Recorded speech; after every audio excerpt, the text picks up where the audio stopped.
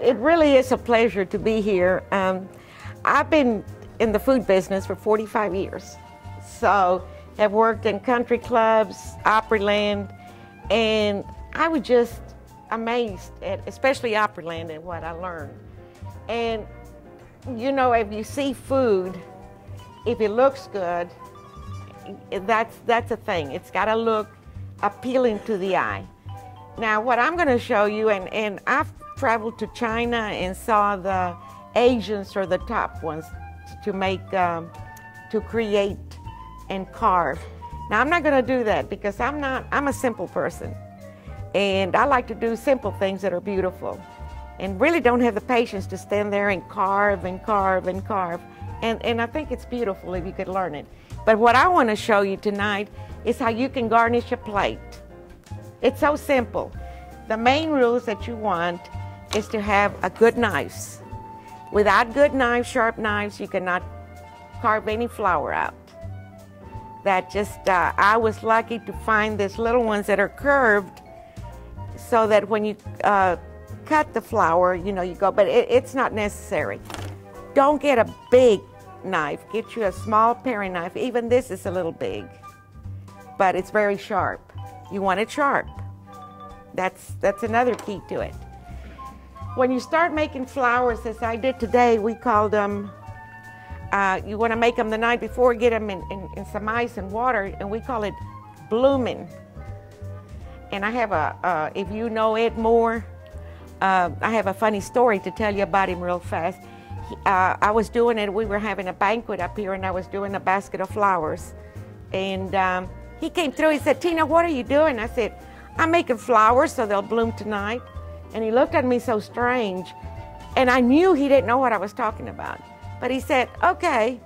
So the next day when he saw me taking the basket to produce to put it in the cold, he said, "Oh, now I know what you were talking about." But he did not know what I was talking about, blooming. That if you're going to make a flower, you want it to be in a cold, put it in cold water in your refrigerator, if possible, overnight. And they'll open up. Now this is a Vidalia onion. So, you know, and these are your radishes. Now these are the hardest to bloom. You absolutely want it. Now we've been here so busy here that I had to use ice, put them in the cooler to even open up because I couldn't get to this till this after lunch.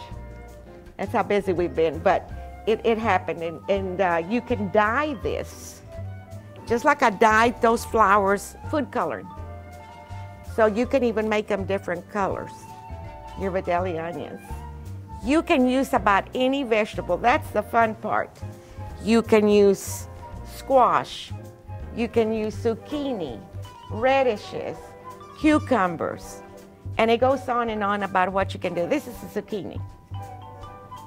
And so, you know, I mean, you can really do it out of any, and the fun part, let me tell you, if it doesn't work, eat it.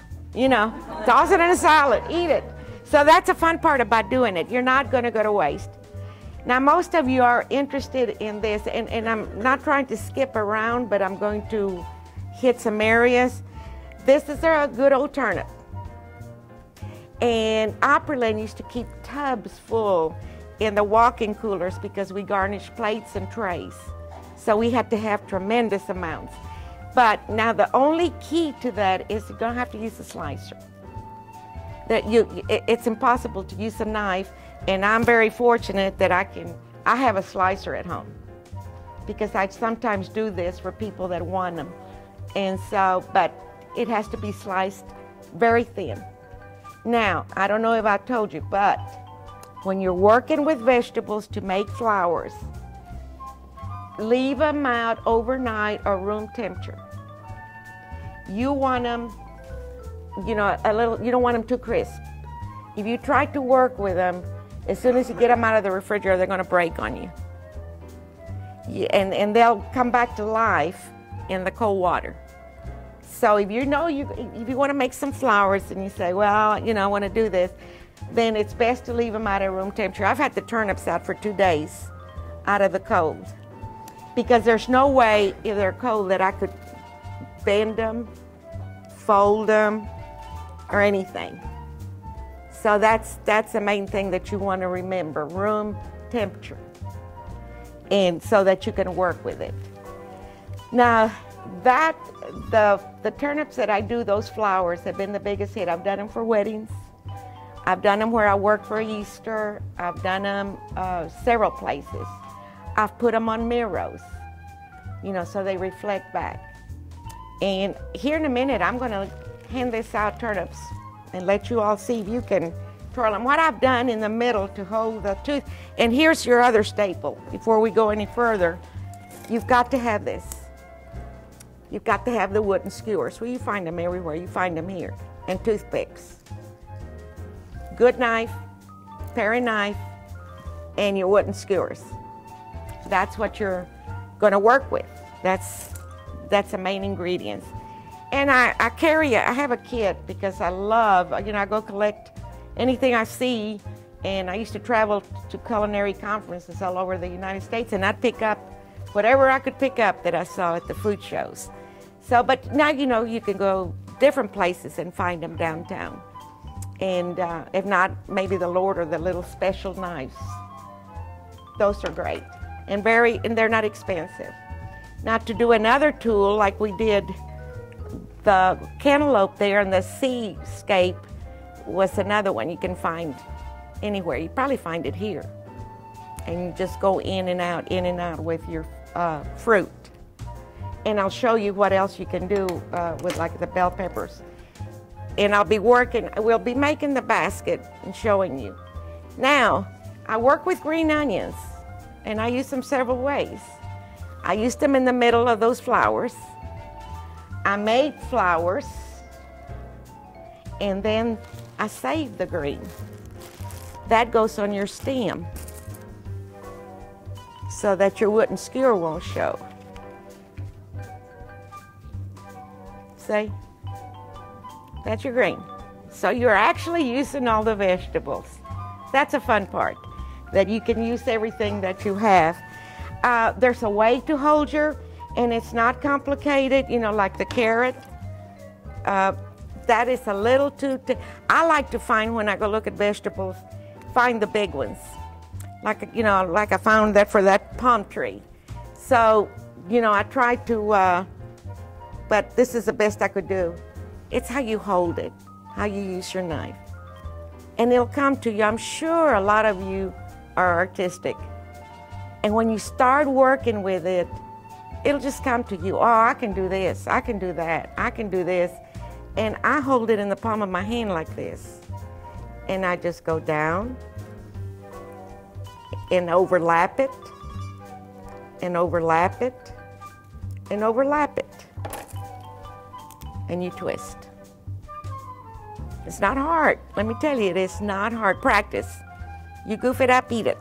Shred it up for your salad. So, you know, same thing with the radish. And this, again, this little carving knife is so nice. You just leave the radish and you go in as thin as you can get it. And you just go around and overlap it. And then you can go in the middle and do it with that little knife. And that's how they'll bloom, to open up like this. And that's just overnight. So there's a carrot. Now, how many of you raise gardens? Quite a few. You know, sometimes you don't know what to do with those great big zucchinis or squash. And you say they're too tough, they're overgrown.